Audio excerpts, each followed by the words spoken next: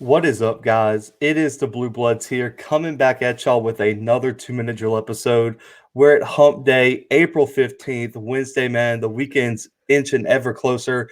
We got some huge spring games this weekend, all throughout the SEC, the Big 12, the Big 10, man. They're going to be all over the country, so we're going to have a lot of spring game content coming y'all's way. And of course, we got some SWAC football to cover this weekend. There's some big games, but aside from all that, man, we got some storylines today that revolve around the SEC. I know a lot of y'all listening are SEC people. Both of us being from Alabama, B-Dub, living in Baton Rouge, has to represent. But man, out of all the teams to talk about, Brandon, Mississippi State, ESPN released their first FPI poll, which is a real deep analytic thing. They rank schedules, returning production, all this stuff. And yesterday, the college football world went crazy when analyzing this list, Brandon, because there was a huge outlier. Mississippi State was ranked 8th. This is ahead of teams like Penn State, Notre Dame, North Carolina, Florida, Wisconsin, LSU, Oregon, Auburn, Miami, Iowa, Indiana, USC, Cincinnati. The list goes on and on. They're ahead of all those teams. And this is the craziest stat. The FPI gives a predicted win total and gave Mississippi State a projected 8.2 wins to 3.9 losses for the 2021 season. Brandon, this is where it gets crazy. They give the Bulldogs an 8.3% chance to win the SEC West. That's only behind Texas A&M and Alabama, and just a side note, guys, we might have to cover this later. They gave A&M the best chance to win the SEC West. So we'll have to discuss that another day. But Brandon, the Bulldogs are listed with a 4% chance to win the SEC, 8.1% chance to make the college football playoff, 2.7% chance to win the Natty, and a 0.8% or 0.8% chance to win the Natty, 2.7 to make the Natty. Brandon, what's your takeaway here? Are you as high on Mississippi State as ESPN apparently is? No, I'm not high like ESPN was when they made this list because, dude, that was like, what is happening? Mississippi State at 8? They must know something that we don't know, Zach. And every single day we're on here. Like, I don't know if you guys know what happens behind the scenes here, but Zach and I, we study up on our stuff. Like, we try to figure out every single day so we can bring this to you. For me, it's only the past 4 days. We'll leave the past in the past. but I don't know what they're looking at. I honestly don't. There were a couple things on this list that were a little weird. Like, they have Iowa State at 4 preseason. Weird, right? But also I don't Mississippi. Regardless, we're not here to talk about that, right? We'll talk about that another day. But Mississippi State at 8 is just nuts. Like, first of all, this isn't 2014 when Mississippi State was like a legit contender, but no one knew it ahead of time. That was kind of like they snuck in. This time they're predicting way, way, way too high. I don't know whose job it is. I wouldn't say fire them because you got a lot of interaction on this tweet, but man, that was tough. That's such a bad look. So I thought this would be a fun exercise, Brandon, on the 2 Minute Drill. We've done this on a normal episode. Let's go ahead and take a way too early prediction look at the Mississippi State schedule, Brandon. Okay. So what we can do is give them a high end and low end, because I know there's going to be some games on here where the other team has some question marks too. So we could say, okay, high end, they win this game, low end, they lose this game. And at the end, we'll kind of put together some records, and we'll see if we get that 8-4 record that they're being predicted, which so let's start with weeks 1 through 3, Brandon. We'll start with game 1, Louisiana Tech. I'm going to give them a W here because I do think they can beat Louisiana Tech at home. I'm hoping you agree here. Yeah, I agree. Louisiana Tech's fine, but they're not going to compete. Yeah. Also, week 2, NC State. I'm giving them a win here, Brandon, because NC State loses a lot of talent. They've been very inconsistent, at times, and I think that air raid offense is going to hit that secondary like a brick.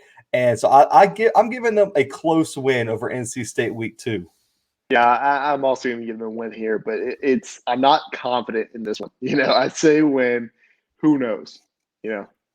Yeah, I like that. And this one was one of my toss-up games, Brandon. We have a road trip to Memphis. But Memphis is losing, their quarterback. They've lost Kenny Gainwell. They have a lot of holes that we don't really know, and that defense is atrocious, Brandon. We've talked about this. Do you think they can sneak a win out in Memphis over these Tigers? Yeah, I think they can beat Memphis. I do too. I think I'm going to give them a close W. I don't know what Memphis's quarterback situation is, Brandon. So until I know what the quarterback situation is, I don't feel comfortable saying, because we know what the quarterback situation in Mississippi State is going to be. Will Rogers is the guy. He's going to move forward. But then week 4, Brandon, LSU in Starkville.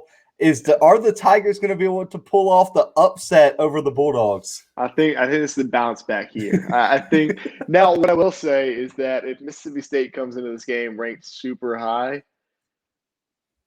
then if they win their first 3 games, like say they do begin the season like in the top 10, they might go into this game ranked like 4th overall, which is insane because those first 3 games are pretty much like gimmies. Like, yeah, I'm going to win.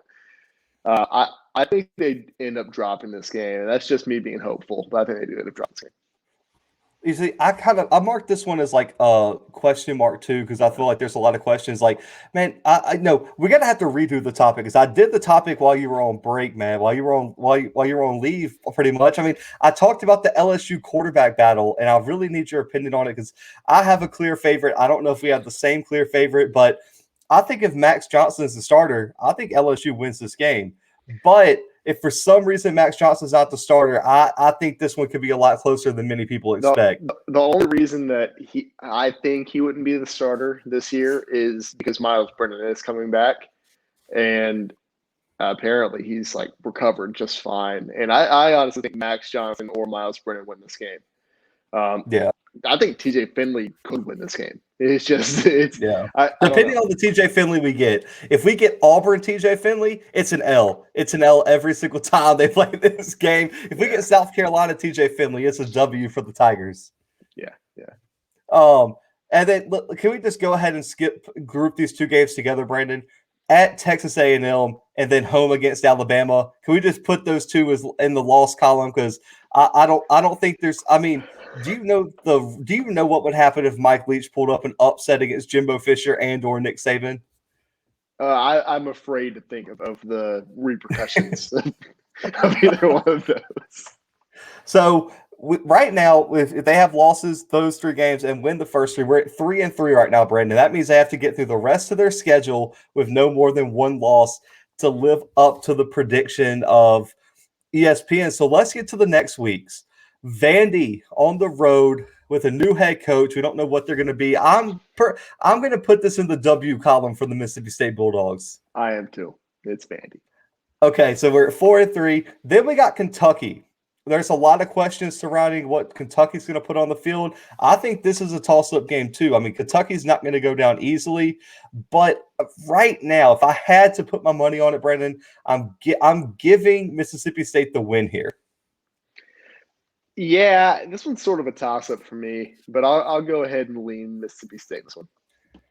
Okay, this is also a tough one. At Arkansas. I have Arkansas on this one. Easy. Okay, I did too, but I think it's close because I don't know what their quarterback situation is going to be after Felipe Franks heads off to not the NFL, but he heads off into a new journey in life. And so I think it's going to be interesting, but I also have them dropping this game as well. And then, Brandon, I'm just going to let you go first. I don't want to be biased. At Auburn, week 11, who do you have in that one? Is Bo Picks starting? Is it Bo Picks? Probably. Yeah, probably. Yeah, but they have a whole new coaching situation there. I'm interested to see Auburn. This one, I'm not going to say it's a toss-up. I have Auburn winning, but it is going to be interesting to see what Auburn is this year. It is. If this was in Arkansas, I'd pick Arkansas. I mean, not Arkansas or Mississippi State. But this one's at home, Brandon. So we're going to get home Bo Nix, which means he won't be Bo Picks. I think the Auburn Tigers pull it off. And then, Brandon, Tennessee State, I don't know if they're going to be, I know we just talked about them, but I don't know if they're going to be ready for Mississippi State year 1. No, they're not. Well, they do have Jeff Fisher. People, we didn't cover that because that happened after the podcast. They hired Jeff Fisher. That's a little tidbit. Jeff Fisher and Hugh Jackson. So we're going to have to talk about that tomorrow. They ended up hiring him? Yep. Yep. So they got both of them. So we'll have to cover that tomorrow. That'll be a storyline tomorrow, guys. So Okay. tune in for that. And then Brandon, you know the last game, the Egg Bowl, Ole Miss, Lane Kiffin versus Mississippi State. I mean, and Mike Leach. Who do you have in the Egg Bowl next year? This is an interesting one. This one's so back and forth, and this is legitimately one of those rivalries where anything can happen. It doesn't depend. It doesn't matter how bad either one or how good either one of these teams is. It seems very back and forth. I'm gonna go with Ole Miss in this one because I trust Lane Kiffin and a Lane Kiffin led team a little bit more than I trust Mississippi State under Mike Leach. So you have them going 6-6 according to that. Then oh, that's so disgusting. Oh, I hate that. Yeah, I do. That sounds right. Yeah, I had them going 7-5. You know, with a toss-up game at Ole Miss, I got them getting the W there because it's at home. So in April, I got to, if in a toss-up game like that, I got to go with the home field advantage. So I'm going to give them 7-5, and I think that's their max, Brandon. I think the A&M Bama game, given L's, LSU, Arkansas, and Auburn are going to be interesting. I would say so. I think they're going to have to win a few of these, but. Let's look at some of the storylines real quick, Brandon, before we wrap this up. Will Rogers, I think, is the biggest X factor for this team. Any air raid attack, it starts with the quarterback. I thought he did well last year, Brandon, threw for almost 1,900 yards in limited time. And he was still, Brandon, he didn't play, until week 4? I think that's when they ended up benching the original starting quarterback. But he was 9th, Brandon, in NCAA completions, and he only played like a quarter of the season. That's because they only passed, but yes. That's true, but that's still pretty solid. I mean, he was top 10 in the SEC in passing touchdowns, and Brandon, my biggest performance for him was against Georgia and Ole Miss, where he threw for almost 800 yards against those two teams. And Georgia, to throw 330 against Georgia and almost lead them to an upset win is the biggest thing. And then they got 16 starters returning, Brandon. That's a good amount. That's real nice for a second-year head coach. And I think the key here, I would like to hear your thoughts on this guy because I think he was linked to the LSU job. Zach Arnett had this defense playing some outstanding, football, and he has a lot of talent coming back. And Brandon, this is a crazy stat. They were 5th in the SEC in fewest yards per play last year and returned 8 defensive starters. I mean, what does Zach Arnett bring? I mean, do you trust him to really give Mike Leach a decent defense he can rely on? I do to a certain point. Obviously, there's a couple of question marks. I mean, the main question mark being, can he really, can he keep this up with a Mississippi State team? A team that has not and we're going to get so much hate from Mississippi State fans. I can feel it. I can feel it in my bones. But, man, it's just a program that hasn't been great historically. I mean, and this is really ruffles feathers. They're the 3rd best program in their state historically. That's they are. Go look at the numbers. But I don't know if he can keep it up. Brandon opened back up the hot take factory on the podcast, on the 2-minute drill, brought it to the 2-minute drill. Listen, the final statement here, Brandon, I think you'll agree with me on this. I do think Mississippi State's going to be better in 2021. The number 8 team in the country, though, is a bit of a stretch. And Brandon, I won't be surprised if they're a borderline top 25 team. I can see them in that 23 to 28 range, hovering around there, depending on how some of these teams go. I think you can see them there, but top 10's a little bit of a stretch, guys. But let's get to our final topic here. Is you knew once me and B-Dub got back together, we were never going to stick to the 15-minute time frame. We got 2021 quarterback battles. We're headed to Knoxville at Tennessee. We got Hendon Hooker versus Harrison Bailey versus Caden Salter versus Brian Moore. And they got a new head coach up there at Tennessee after the scandal that ran out Jeremy Pruitt and his staff. Josh Heupel is the man to task with the rebuild. New head coach Alex Galesh is, Brandon, his statement was that the mental ability to handle a spread, fast-paced offense is the most valuable quality. He wants them to be efficient, effective, and playmakers. there's a nice blend of experience, arm strength, athletic ability, and potential, Brandon. And I just want to say, so let's shorten the segment up. I don't think either of us think Brian Moore is in the competition. He probably possesses the lowest upside. 45% completion percentage, Brandon, 550 yards, 5 picks to 2 INTs, and he only averaged 4 yards per attempt. But let's start here, Brandon. Do you think the freshman, Caden Salter, was the youngest person in this race? He was a top 150 recruit, the number 6 QB, Brandon. Do you think he can pull it off, or are you putting your money more on Hendon Hooker or Harrison Bailey? I have a good feeling about Hendon Hooker here at Tennessee, especially to start the season out. I would honestly be shocked if Tennessee started a true freshman from the very beginning. It's just not something that you see a whole lot. You don't see that. Mm-hmm. I mean, you see it occasionally. You hardly ever see it in the SEC, man. I mean, Auburn rolled out Bo Nix as a true freshman. That was something that was like a spectacle. That was something that we all talked about. Like you and I, that was like as soon as we started the podcast, that was something I think we spent like a whole episode on. We're like, what are they doing? Is this a good move?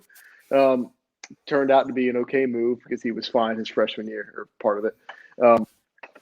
But I would be shocked, especially a coach coming out trying to prove something.